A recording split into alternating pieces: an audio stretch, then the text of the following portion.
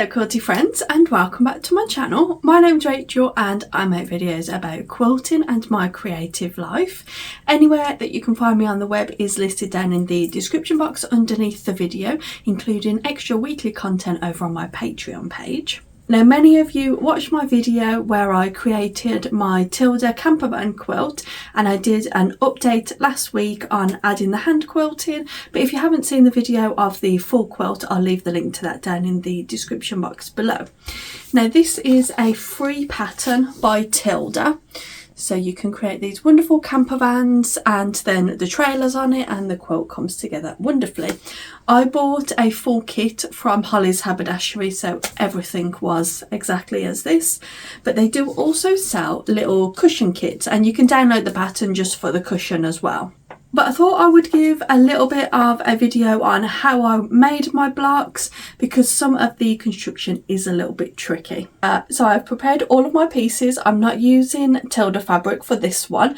I am using a brand new collection by Poppy Cotton, which is called Hey Love Bugs, and this will be shipping to stores in February of 2026. So I'm getting to have a little play with it first, and I'm quite excited to be doing them in quite bold colours compared to the Tilda fabrics. The quilt kit was in the Tilda Wallflower collection, and if you use the fabric suggested in the pattern, the background fabric is the Tilda chambray fabric in the colour putty I use, and it is a very nice cream colour.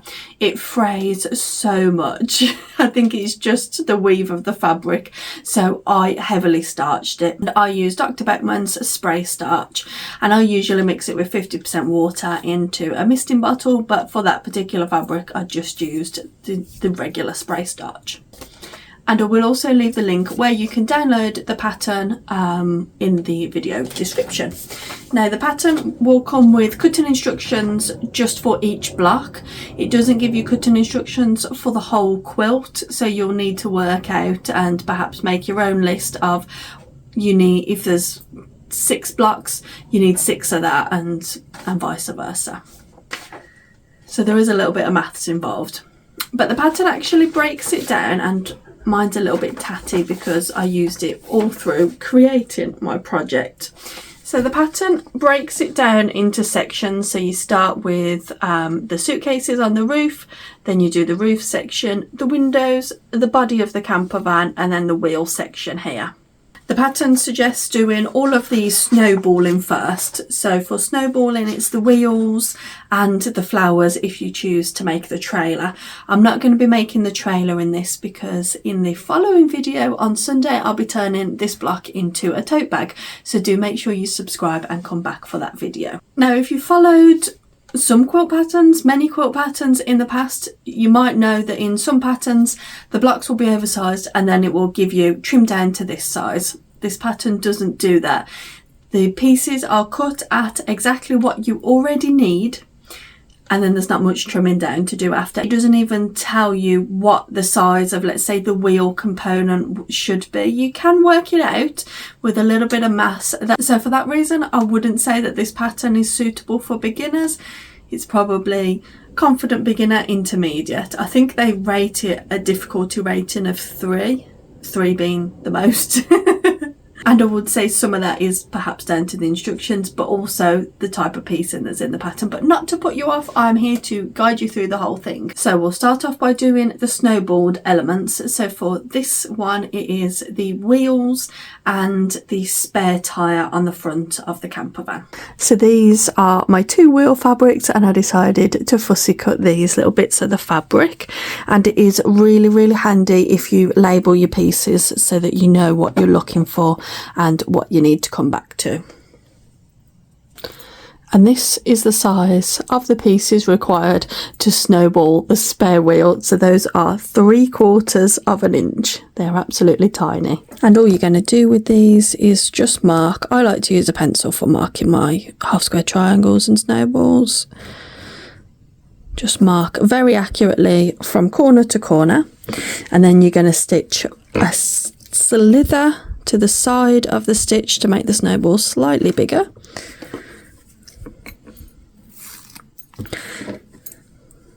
So you'll put them on there like that, and then you're going to stitch very slightly to this edge, so to the right of the line. So just very slightly all the way down there, and you'll do the same with the snowballs for the wheels. So the wheels need snowballing in 2 different colours, one in your background and then one in the fabric for the van body. So again, just mark those. So then taking the wheel, the body section goes at the top to snowball with the body, and you just want to get that lined up as close as you can to matching, so that will also help to make your corners more accurate.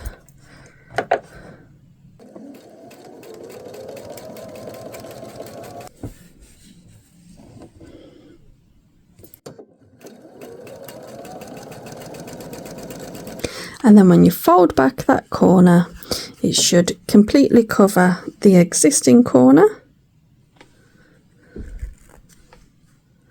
And then I always just trim my snowballs with a pair of scissors, because it doesn't matter if it's accurate 1/4 inch. And this is how your wheels will look once you've snowballed them, and then all you need to do is fold them back and give them a nice press, but don't stretch them. Try and keep everything nice and square.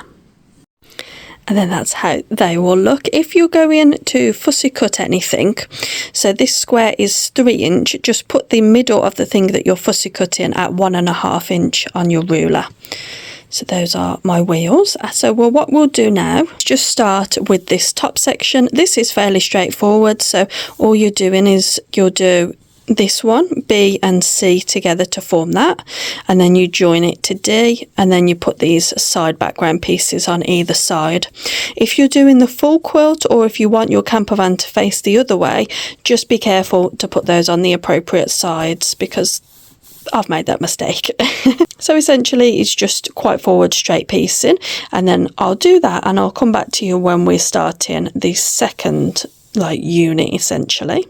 Now there is quite a lot of stopping and starting throughout this whole pattern. There's not very many opportunities for chain piecing. Because you need a lot of concentration on all of the blocks. When I was making the full quilt, I did find it okay to make 2 blocks at a time. So I would do 2 of the very top piece for 2 campervans, and they would be the same colourway and facing the same direction. Anything more than that just got a bit too complicated. So there is my top section of the campervan. So that's my suitcase. So then the next section, we're going to snowball 2 corners, just making sure that they're opposite, and then attaching just 2 squares. And I think one's a rectangle, one's a square underneath. If you want to at that point, you can join those 2 sections together. I think I'm going to join all of my sections together afterwards, just so I can make a video for my Instagram and TikTok accounts.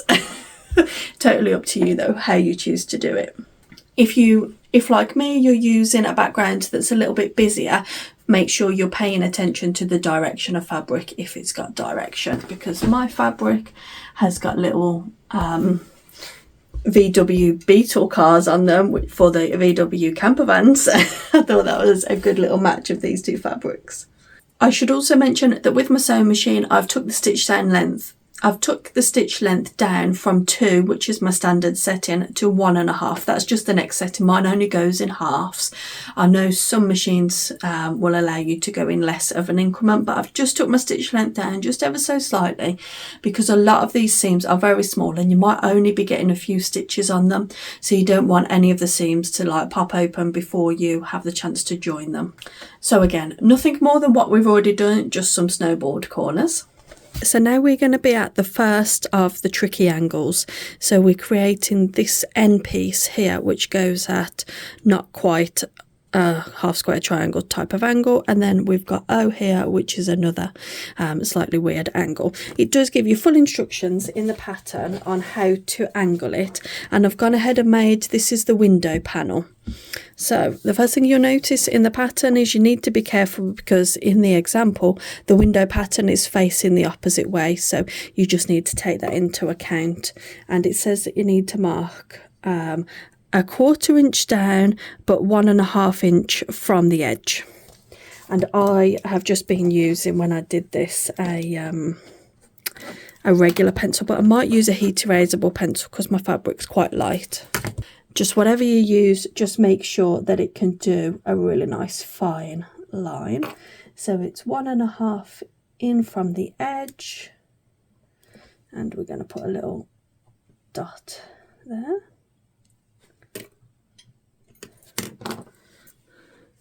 So there we go, can you see my little dot? And then you need to mark 1/4 inch in from the corner, the lower corner. So that's where the angle is going to go to create the windshield at the front. And I've just realised I'm using the same fabric for the background and the windows. So is that even going to work? Oh dear, don't know what to do there. Because I didn't have a fabric that I thought would look good as the windows, but I might need to reconsider my window fabric. Let me come back to that, because what's going to be the point of me doing an angle over there if it's going to be the same? Let's come back to it. One moment. All I can say is you and your seam ripper will become very well acquainted when you're making this quilt pattern. Just take it from me, but you get there in the end.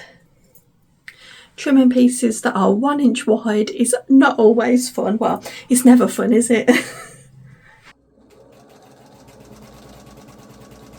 Right then, so everything is now corrected. We've got the correct windows in, and now I need to mark my the points that it tells me to. So we're going 1.5 inches in from the edge and 1/4 inch down on this top corner. And just mark it with a little dot right on the corner. And then in the bottom corner, you need to be 1/4 inch in and 1/4 inch up. I'm going to mark it with a pencil so that I can see it against the red fabric. And then I've already marked my top piece. Now you need to be careful with this because the pattern demonstration is for the van going the opposite direction. So as you can see, I've had to mark this piece in the opposite direction. So just be aware of that and just pay attention to which way this is facing. And then all you do is you match the points together. So let me just make my point a bit bigger there and there. So with a pin, you're just going to push your pin in through that dot and match it up there. Don't lock that pin into place until we've manoeuvred this bit around. So that's roughly in the right place. So lock that down. Get yourself another pin and just check where we are. Okay, we're quite a bit off there. So manipulate it over. And yeah, that looks like it's bang on top of each other.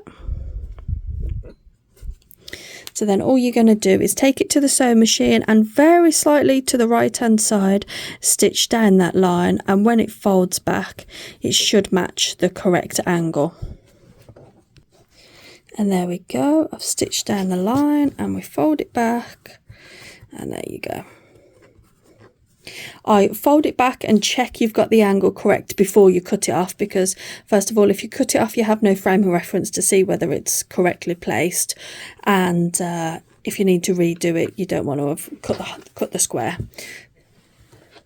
So then, just like with your other snowbally bits, just trim it off. Just get that trimmed to 1/4 inch. And then press that, and then here on this one you join letter P, and then we'll move on to the O angle then. So the next angle is much of the same. I've marked it according to the pattern, and it's going to go something like that. So I'm going to get I'll get the pins and pin through.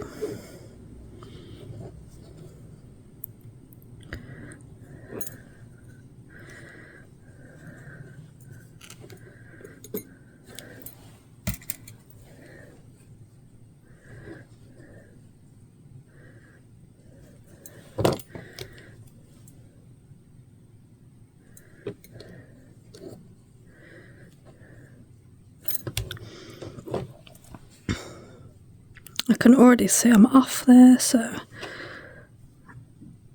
yep.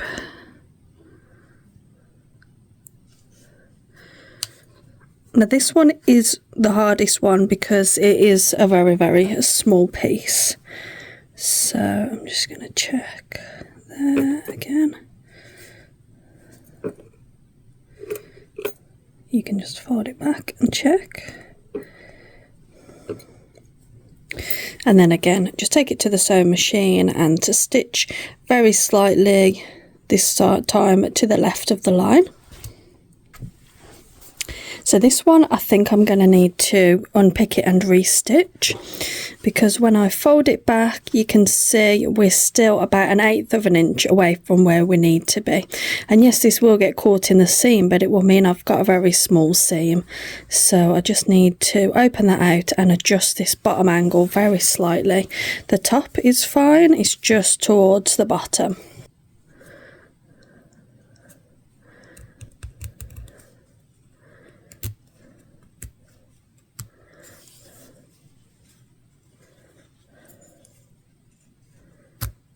So just, perhaps let's just adjust it over such a touch, and I'll go again. And this time I've actually stitched quite far from the line, but I am still out a touch, but it's going to be within my tolerances. So I'm now going to go ahead and join the straight piece next to it, which is the Q piece, and then that is this piece done. And then just like that, our campervan is coming together wonderfully. The points that you will need to pay attention to match when you're joining it are these two here. This doesn't match. The windscreen has an overhang. So just pay attention to that bit when you're joining. Okay, so now onto the big body panel. So now with the main body section, you just do a regular half square triangle there, cut it off, fold it back, and then there's another angle to put on the top of it. This one is a very small piece. This is the W piece. So again, we're going to go from the back, mark the 1/4 inch. I'll do this in the heat erasable one. So mark the 1/4 inch.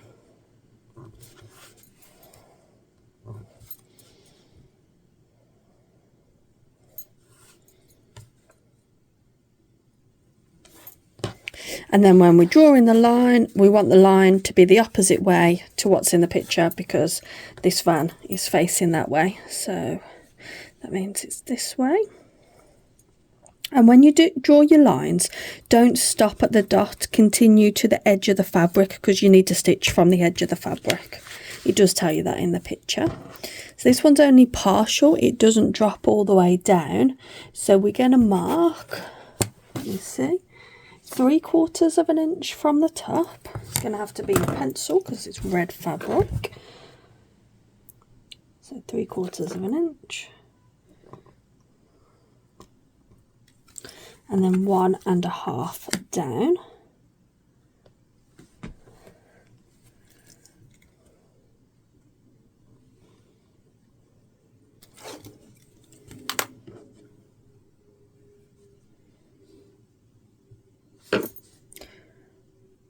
It's confusing from the picture. You would naturally want to put it on that way, but that's not correct. It needs to go... I've drawn my line the wrong way. That's why it's not working. The line needs to be the opposite way. So I'm going to do it in pencil so I don't get confused. Right.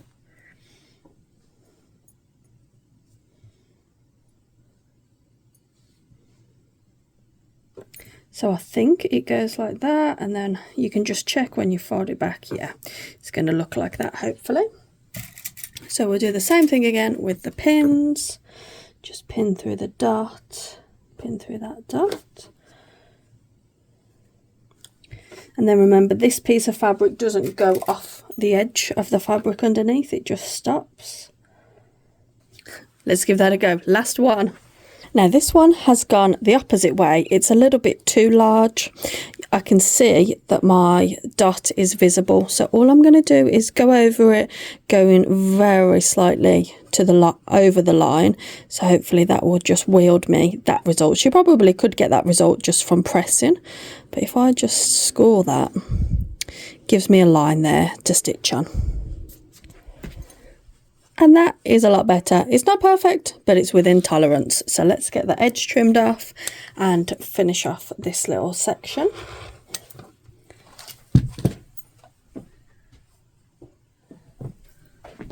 So with this section, that gets pressed back, and then you've got the spare wheel and a little bit of the background that gets stitched onto there as well.